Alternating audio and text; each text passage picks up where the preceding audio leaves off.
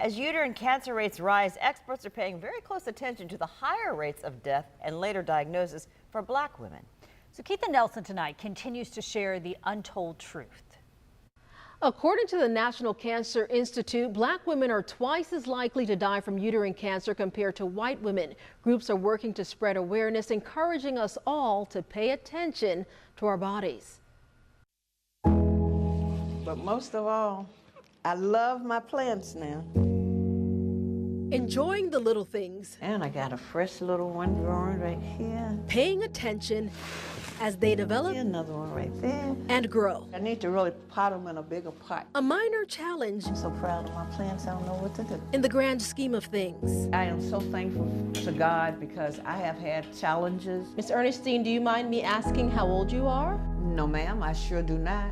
I am 72 and 3/8. I'll be 73 June 17th. Ernestine Fagan's liveliness and pride in declaring her age today derives from fear 6 years ago.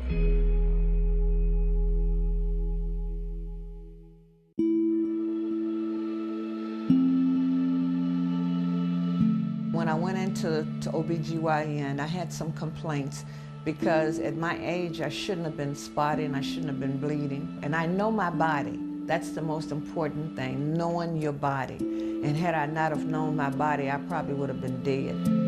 Black women have a significantly higher mortality rate from uterine cancer compared to other racial groups.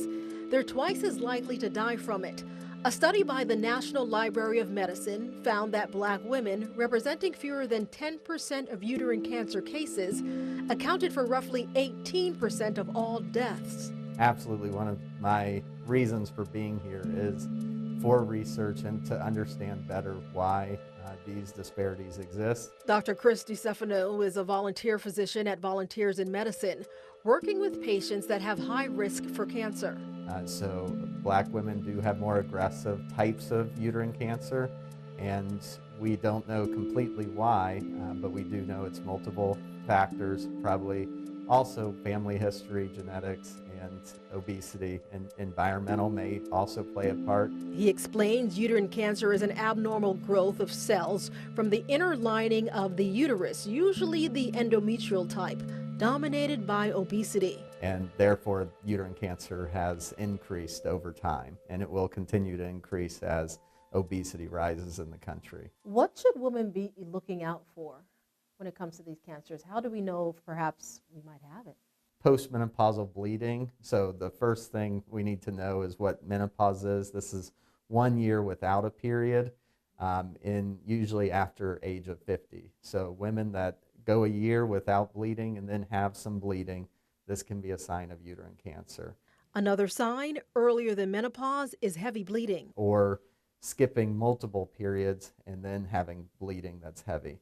It's usually around bleeding where we do a biopsy to make sure a person doesn't have cancer. In Fagan's case, it turned out I couldn't believe it.